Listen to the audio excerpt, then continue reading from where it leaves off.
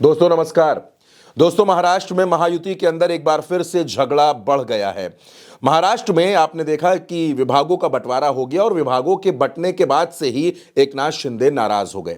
एकनाथ शिंदे इतने नाराज हुए कि वो विभागों का कामकाज छोड़कर अपने गांव चले गए, सतारा चले गए। और इधर उन्हीं की पार्टी के एक सांसद ने देवेंद्र फडणवीस पर सीधे हमला बोल दिया। एकनाथ शिंदे की पार्टी के सांसद हैं श्रीरंग आप्पा बारणे। ये मावल से सांसद हैं और इन्होंने एक चिट्ठी लिखकर देवेंद्र फडणवीस की मुश्किल बढ़ा दी है। क्या है उस लेटर में और वो लेटर क्यों लेटर बम कहा जा रहा है? दोस्तों महाराष्ट्र में गृह विभाग देवेंद्र फडणवीस के पास है, लेकिन इन सांसद महोदय ने, जो श्रीरंग बारणे साहब हैं, इन्होंने अपनी चिट्ठी में एक आरोप लगा दिया है। इनका कहना है कि जो चिंचवड़ की जो पुलिस है, चिंचवड़ इलाके जो पुलिस है, वो लोगों को परेशान कर रही है, सीनियर सिटीजन्स की मदद नहीं कर रही है और वसूली की जा रही है। ये तमाम आरोप उन्होंने लगा दिए हैं पुलिस पर। अब दोस्तों जाहिर सी बात है, महाराष्ट्र में पुलिस आती है गृह विभाग के अधीन, गृह विभाग है देवेंद्र फडणवीस के अधीन, देवेंद्र फडणवीस मुख्यमंत्री भी हैं। लेकिन शिंदे की पार्टी के सांसद अब या तो वो ये भूल गए हैं या फिर जानबूझकर ऐसा कर रहे हैं कि उन्हीं की सरकार है, महायुति की सरकार है। महायुति की सरकार में शिंदे के 57 विधायकों का समर्थन है और एकनाथ शिंदे के पास पीडब्ल्यूडी और लोक निर्माण विभाग जैसे महत्वपूर्ण विभाग हैं। एकनाथ शिंदे खुद मुख्यमंत्री रहे हैं और एकनाथ शिंदे डिप्टी सीएम हैं, लेकिन उन्हीं के पार्टी के सांसद इस तरह की चिट्ठी लिखकर देवेंद्र फडणवीस पर सीधा हमला बोल रहे हैं। दोस्तों शिंदे के पास लोकसभा के 7 सदस्य हैं, 7 सांसद हैं और उनके समर्थन से नरेंद्र मोदी प्रधानमंत्री हैं, यानी उनका भी समर्थन वहां नरेंद्र मोदी की सरकार के साथ है। लेकिन जिस तरह से शिंदे की पार्टी के एक सांसद ने चिट्ठी लिखकर राज्य के मुख्यमंत्री देवेंद्र फडणवीस पर हमला बोला है, अब इसको लेकर तमाम तरह के सवाल खड़े हो रहे हैं। दोस्तों सबसे पहले आप अगर देखेंगे, देवेंद्र फडणवीस मुख्यमंत्री बनते हैं, एकनाथ शिंदे को मुख्यमंत्री की कुर्सी नहीं मिलती है। फिर एकनाथ शिंदे अपने बेटे के लिए डिप्टी सीएम मांगते हैं, नहीं मिलता है। अपने लिए गृह विभाग मांगते हैं, नहीं मिलता है।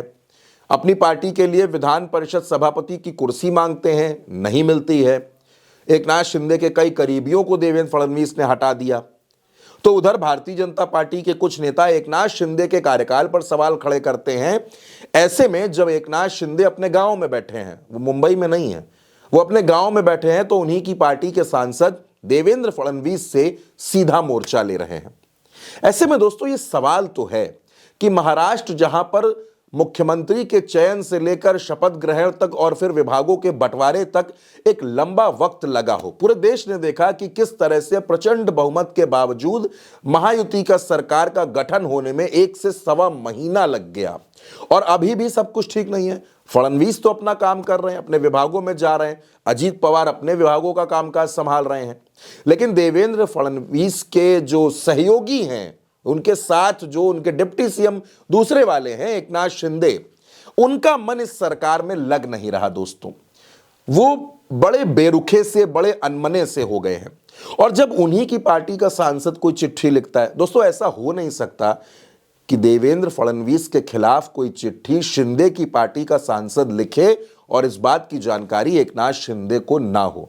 महाराष्ट्र में इन दिनों दरअसल नए नए समीकरण बन रहे हैं दोस्तों। अब वो नए समीकरण क्या है? नए समीकरण कुछ इस तरह से हैं कि उद्धव ठाकरे और राज ठाकरे के बीच की दूरियां कम हो रही हैं। तो उधर एकनाथ शिंदे और उद्धव ठाकरे में भी चीजें धीरे धीरे ठीक होने लगी हैं। अब अगर ये नया समीकरण बना उद्धव ठाकरे, राज ठाकरे और एकनाथ शिंदे का, तो ये भारतीय जनता पार्टी को बहुत ज्यादा तनाव देने वाला होगा। लेकिन उससे पहले तनाव शिंदे की पार्टी के सांसद ने दे दिया है फडणवीस को, चिट्ठी लिख दी है। जाहिर सी बात है, जब महाराष्ट्र की पुलिस पर सवाल उठेंगे तो वो सवाल देवेंद्र फडणवीस पर भी उठेंगे। दोस्तों महाराष्ट्र में ऐसा नहीं कि ये पहली बार हो रहा है। आप याद कीजिए, इससे पहले जब अघाड़ी की सरकार थी, अनिल देशमुख गृह मंत्री हुआ करते थे, तो उन पर भी आरोप लगा था कि उन्होंने पुलिस को 100 करोड़ की वसूली करने का टारगेट दिया है।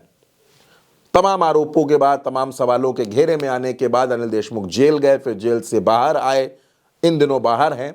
यानी महाराष्ट्र में दरअसल गृह विभाग एक बड़ा इंपॉर्टेंट विभाग माना जाता है और इसीलिए एकनाथ शिंदे इस विभाग को लेना चाहते थे। लेकिन यह विभाग इन दिनों देवेंद्र फडणवीस के पास है, वो मुख्यमंत्री हैं, भारतीय जनता पार्टी ने यह विभाग अपने पास रखा है।